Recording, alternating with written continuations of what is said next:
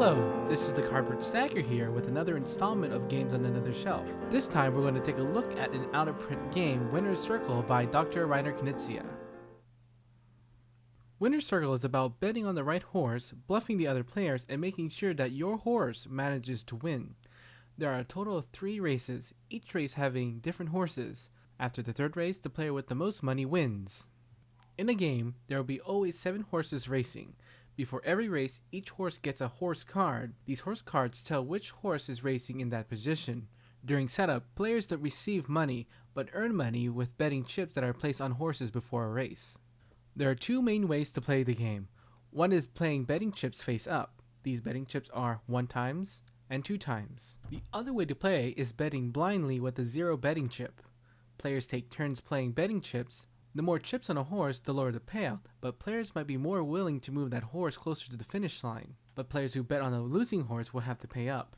During a race, a player will roll the die and choose a horse and move it according to the symbol from that die's outcome. This die has 4 different faces. There are 1 of each of a jockey cap, saddle, and horseshoe. There are also 3 horse symbols. This means the horse symbol has the most likely of outcomes than the rest of the other symbols. When a horse moves, it moves the number of spaces passing any horse. If the chosen horse ends up in the same space as another horse, it moves back until it reaches a vacant space. Once a horse has moved, it has to wait for all the other horses to move before it can move again. All the horse cards are different in each race, and it's up to you to choose what horse has the best chance to cross the finish line. Once a horse crosses the finish line, it is placed next to the odds table according to what place it ended up. When a 3rd horse crosses the finish line, the race immediately ends with the last horse getting last place. Players are then paid out for the horses in win, place, and show. Each player with a betting chip on a winning horse gets money according to what position and how many betting chips are on it. Betting with your 2 times chip on a winning horse means that you get double that payout.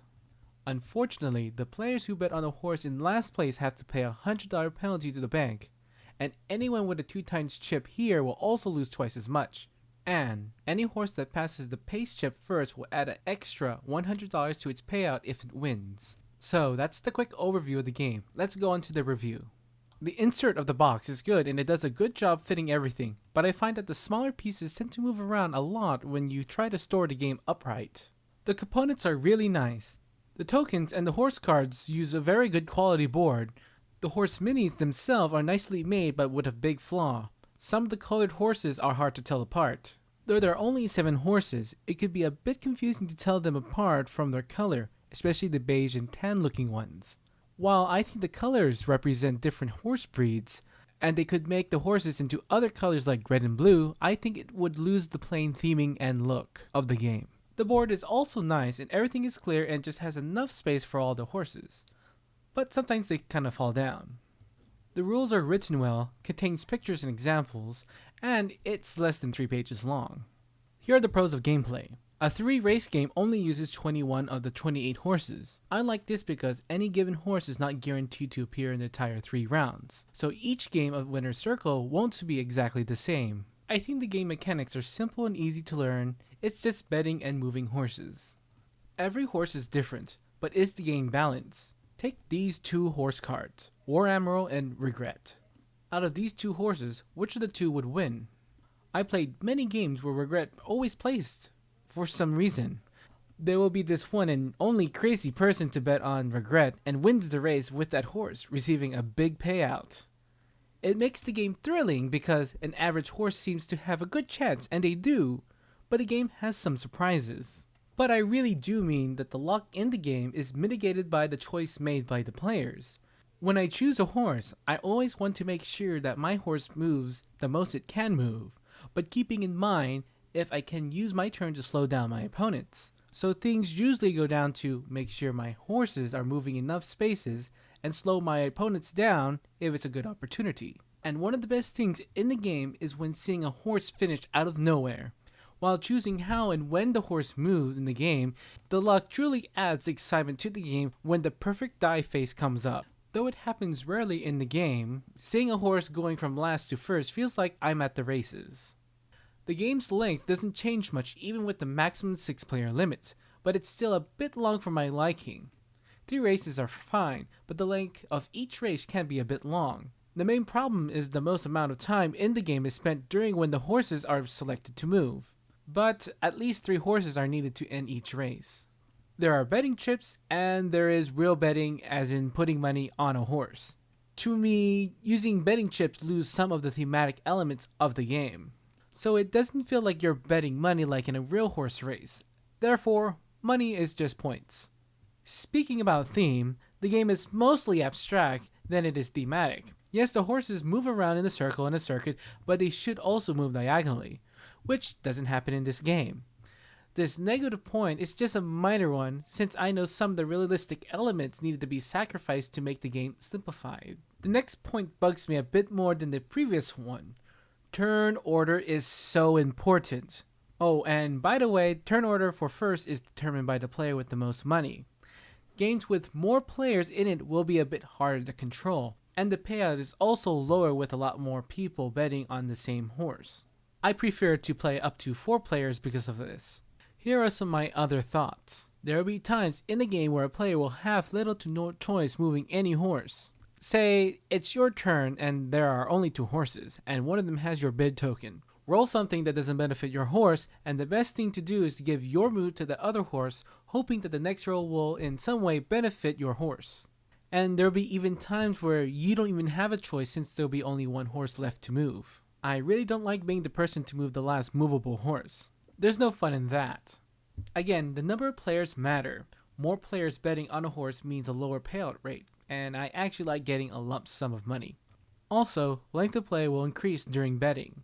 And during races, it is harder to control one horse you want to win. It may be your turn, but there will be a good chance that your horse has already moved. Winner's Circle is best played with blind betting. There are some funny instances where we have almost all the players put a 0 on a single horse, and the game becomes hilarious when all the players place 0 bets on the last horse, except for that one guy, of course. Blind betting also mitigates the players who want to hop on a horse card, hoping that they don't have to use their turn to move that horse. The game has been out of print some time, but I think that this simple little horse game should be reprinted. Here's why. There aren't many horse games out there. I think maybe a good 4 or 5, but the rules of Winner's Circle are so easy and easy to learn, and I would consider this a gateway game for people who aren't in the hobby. And yes, I think it's a good level entry game for new players, and it mind boggles me that no one wants to reprint this game. If the game ever gets reprinted, some changes I want to see is to have a revamped art design, especially in the horse colors, and maybe even having an optional expansion that comes with the game. Perhaps the extra expansion may add some interesting rules, or even add a little trickery to the mix, like event cards. Now let's see how I did purchasing wise. But before I do that, I want to tell you a little something about this game. It was early December 2014, and I have not already bought a Christmas present for my sister. One of my sister's favorite games was Winner's Circle when she was playing in her college gaming group. Before then, I have been looking for a copy of Winner's Circle for more than 2 years, and hoping to find it and not spend that much to get one. And as you may already know, the game has been out of print and usually fetch a price for $60 or more on eBay. But 2 weeks from Christmas, a copy of Winner's Circle appeared on eBay. It was new, in shrink, and at a buy it now price for $20. I bought it right away, and it came right on time for the holiday. It was a good Christmas, so I got the game for $20 plus $10 shipping at the auction site. A new copy of Winner's Circle, I would estimate, would go around for $100, with a used copy going for $30 to $60. And so my profit was really good, about a $70 gain, but since it was a Christmas present, I guess I have no plans to sell it.